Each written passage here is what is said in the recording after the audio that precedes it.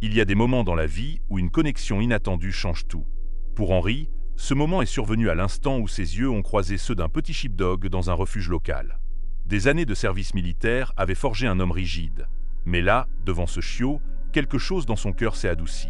La solitude qui l'accompagnait toujours lors des missions semblait moins pesante à l'idée d'avoir un compagnon fidèle à ses côtés.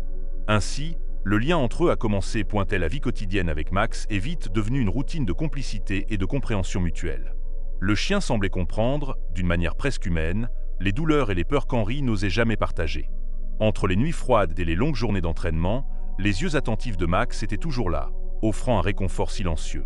Ce n'était pas seulement un chien, c'était une ancre émotionnelle qui maintenait Henri stable au milieu du chaos. Au fil du temps, cette relation s'est renforcée de manière unique. Henri, connu pour sa dureté et sa discipline, souriait désormais davantage, notamment lors des petites promenades qu'il faisait aux côtés de son chien. Il commentait souvent avec ses camarades d'armes qu'il n'avait jamais imaginé qu'un animal puisse apporter une telle paix. Mais, au fond, il savait qu'il ne s'agissait pas d'un simple chien, mais d'un compagnon de route, un allié fidèle. C'était comme si Max avait le pouvoir de transformer les jours difficiles en moments plus supportables. Les nuits où les souvenirs lourds de la guerre le hantaient, c'était le son apaisant de la respiration de Max qui le calmait. Chaque regard échangé semblait porter une promesse de loyauté éternelle. Ainsi, au fil des jours, Henri se sentait moins seul, moins froid, et un peu plus humain. Cependant, la vie est pleine d'imprévus. Et ce lien, qui semblait incassable, allait bientôt être mis à l'épreuve. Une nouvelle mission était sur le point d'être annoncée, et avec elle, un choix difficile se profilait. Ce que Henri ne savait pas, c'est que ce choix changerait tout, et les conséquences de sa décision résonneraient de manière qu'il n'aurait jamais pu prévoir. Si vous aimez cette histoire, pensez à l'aimer et à vous abonner à notre chaîne pour continuer à suivre nos nouvelles histoires. La nouvelle arriva un après-midi ordinaire, celui où Henri rentrait chez lui après une nouvelle journée d'entraînement intense. Une nouvelle mission, internationale et de longue durée, l'appelait au loin. Lui qui avait toujours montré sa disponibilité à servir ressentit un poids différent en recevant la convocation. Le regard de Max, comme toujours attentif, semblait comprendre ce qui allait se passer. Mais cette fois, le départ d'Henri ne serait pas simple. Il y avait une question qui le hantait. Qui prendrait soin de son fidèle compagnon? Le temps passait et la mission exigeait une préparation méticuleuse. La responsabilité militaire, qui l'avait toujours motivé, se heurtait maintenant à une nouvelle préoccupation, le destin de Max. Henri savait qu'il ne pourrait pas emmener le chien avec lui. Ses parents, toujours son refuge dans les moments difficiles, n'étaient pas disponibles pour aider. C'est alors qu'un nom surgit, Jules, son ami d'enfance, celui qui avait toujours été à ses côtés dans les moments les plus importants. Jules serait le choix parfait. Du moins, c'était ce qu'Henri croyait. Confier Max à quelqu'un n'était pas facile, mais Jules était plus qu'un ami, c'était un frère de cœur. L'histoire qu'il avait partagée, depuis l'école, rendait la décision plus tranquille. Henri pensait que si quelqu'un pouvait s'occuper de son compagnon fidèle, ce serait Jules. Le chien, toujours sensible au changement, semblait également ressentir la tension dans l'air. Mais il y avait une confiance aveugle dans le choix qu'Henri était sur le point de faire. Cependant, ce qu'Henri ne savait pas, c'était le passé douloureux de Jules. Sous la surface comme de son vieil ami, esse kakayan de marques profondes jamais révélées. Henri n'avait aucune idée que, pour Jules, la présence d'un chien ne lui apporterait pas le même réconfort qu'à lui. Au contraire, l'ombre d'un ancien traumatisme était sur le point d'émerger, changeant le destin de tous les impliqués. Avec la mission approchant rapidement, Henri ressentit un soulagement momentané d'avoir trouvé une solution pour Max. Il ne savait pas que cette décision, apparemment simple, serait le point de départ d'une série d'événements qui mettraient à l'épreuve non seulement son amitié, mais aussi la loyauté de Max. Et ainsi, le cycle des incertitudes commençait à tourner. Jules avait toujours été un ami loyal, quelqu'un en qui Henri pouvait faire confiance sans se poser de questions. Cependant, ce que personne ne savait, c'était qu'en dessous de sa posture ferme, Jules portait une douleur silencieuse. Dans son enfance, un accident tragique avait changé sa vie à jamais. Son père, la personne qu'il admirait le plus, avait perdu la vie en essayant d'éviter un chien sur la route. Depuis lors, une blessure invisible s'était ouverte dans son cœur, et les chiens, qui auparavant étaient une présence commune dans sa vie, étaient devenus un douloureux rappel de ce jour-là. Chaque fois que Jules voyait un chien, son esprit le ramenait à cet après-midi fatidique, au bruit des pneus glissants et à l'absence de son père. C'était quelque chose qu'il n'avait jamais partagé, pas même avec Henri, son ami de longue date. Il gardait ce trauma comme un secret profond, quelque chose qu'il semblait inutile de dévoiler. Après tout, pourquoi évoquer une douleur si ancienne, alors que tous autour de lui le voyaient comme quelqu'un de fort et d'inébranlable? Jules croyait pouvoir gérer cela seul.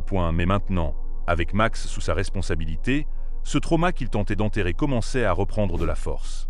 Le regard innocent du chien, qui ne savait rien du passé sombre de Jules, le hantait. C'était comme si chaque mouvement de Max réveillait des souvenirs qu'il luttait tant pour oublier. Jules commença à réaliser que, même s'il voulait aider Henri, il n'était peut-être pas la bonne personne pour s'occuper du chien. Cependant, comment dire cela à l'ami qui lui faisait en confiance? Le dilemme le consumait. D'un côté, il y avait le désir de ne pas décevoir Henri, l'ami qui avait toujours été à ses côtés. De l'autre, il y avait la peur, le panique silencieuse qui grandissait en lui chaque fois qu'il regardait Max. Le poids de ce secret l'écrasait, et Jules commençait à se sentir étouffé par la responsabilité. Ce n'était pas seulement une question de prendre soin d'un chien. Il s'agissait de faire face à des fantômes qu'il n'avait jamais vaincus. Dans le silence de sa maison, Jules se demandait s'il serait possible de surmonter ce qui le terrifiait. Mais plus le temps passait, plus il réalisait qu'il était au bord d'une décision drastique, quelque chose qui changerait le destin de tous. Et ainsi, tandis que Max restait à ses côtés, fidèle et innocent, Jules se préparait à un acte qu'il n'aurait jamais imaginé commettre. La journée semblait ordinaire, mais à l'intérieur de Jules, une tempête se préparait. Le poids de prendre soin de Max, combiné à la peur croissante de revivre son traumatisme, devenait insupportable. Les nuits n'apportaient plus de repos, et le simple fait de regarder le chien le faisait revivre des scènes douloureuses de son passé. Chaque aboiement, chaque mouvement de Max semblait résonner avec les bruits de cet accident fatal qui avait coûté la vie à son père. La panique prit finalement le contrôle, et Jules, désespéré, prit une décision qui changerait tout. Et elle savait qu'il ne pouvait pas continuer ainsi. La présence constante de Max était un rappel vivant de tout ce qu'il avait essayé d'oublier. Incapable de gérer ses émotions, Jules décida que la seule issue était de se débarrasser du chien. Mais comment? La réponse vint de manière impulsive, sans trop de réflexion.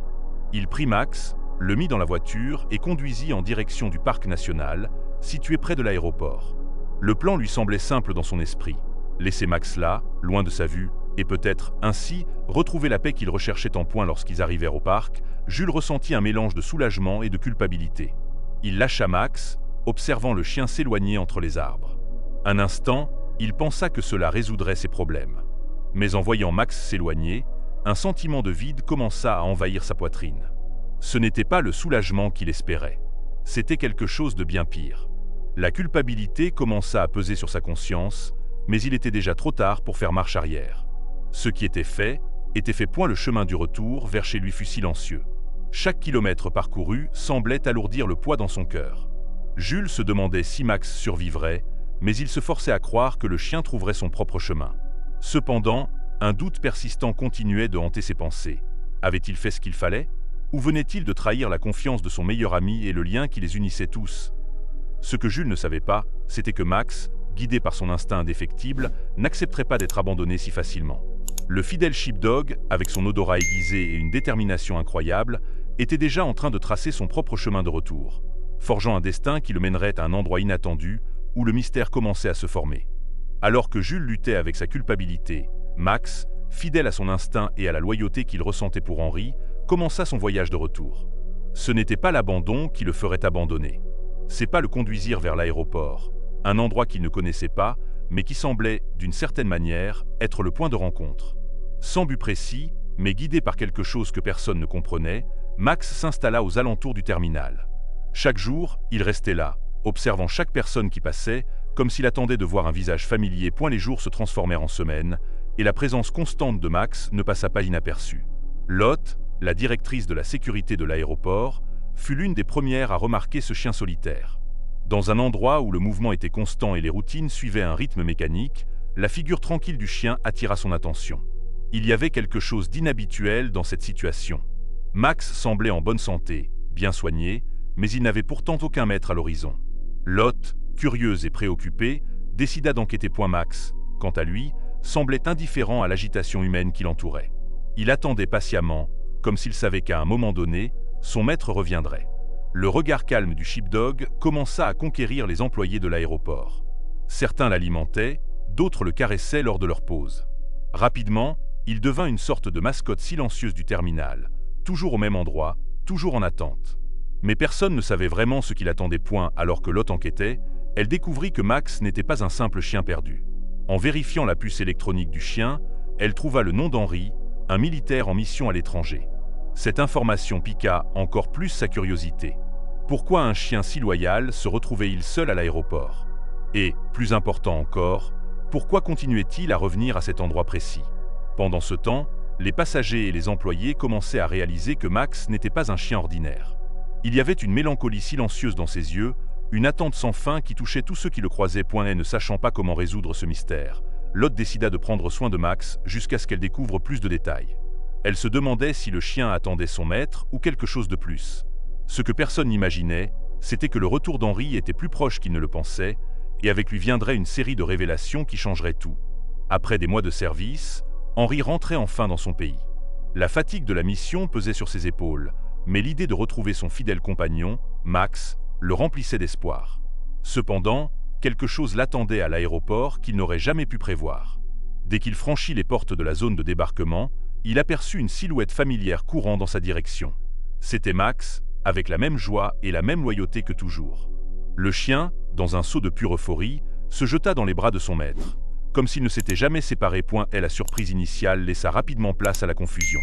Henri n'arrivait pas à comprendre comment Max se trouvait là, à l'aéroport, au lieu d'être sous les soins de Jules, comme cela avait été convenu.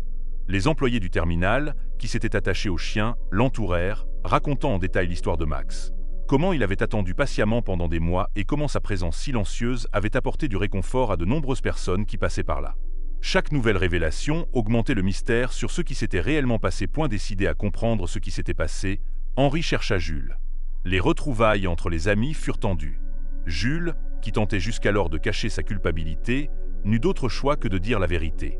Avec une voix tremblante et le poids de mois de regret, il avoua tout, le traumatisme du passé, la peur qu'il avait consumée et la décision irréfléchie d'abandonner Max. La douleur que Jules portait s'avéra plus profonde que Henri ne pouvait l'imaginer. Henri écouta tout en silence. Les mots de Jules résonnaient dans son esprit et la déception était inévitable. Cependant, il comprenait également le poids du trauma que son ami portait. Ce n'était pas simplement une question d'abandon. C'était une lutte interne, une bataille que Jules menait avec lui-même depuis des années. En regardant Max, qui était resté fidèle malgré tout, Henri réalisa que cette rencontre n'était pas seulement entre lui et son chien, mais aussi un tournant dans leur amitié. Bien que les retrouvailles soient chargées d'émotions, il restait une ombre d'incertitude. La loyauté de Max avait été inébranlable, mais les blessures entre les amis avaient besoin de plus de temps pour cicatriser. Henri savait que le pardon était le chemin à suivre, mais que ce serait un processus. La question qui demeurait était « Comment avancer après tout cela ?» Les jours qui suivirent les retrouvailles furent consacrés à la réflexion. Henri, de retour à sa routine, savait qu'il y avait quelque chose de plus profond à résoudre. L'histoire de Jules, qui avait jusqu'alors été une surprise, nécessitait une compréhension. Il ne pouvait pas simplement effacer sa déception, mais il savait aussi que son ami portait un fardeau trop lourd pour le porteur seul.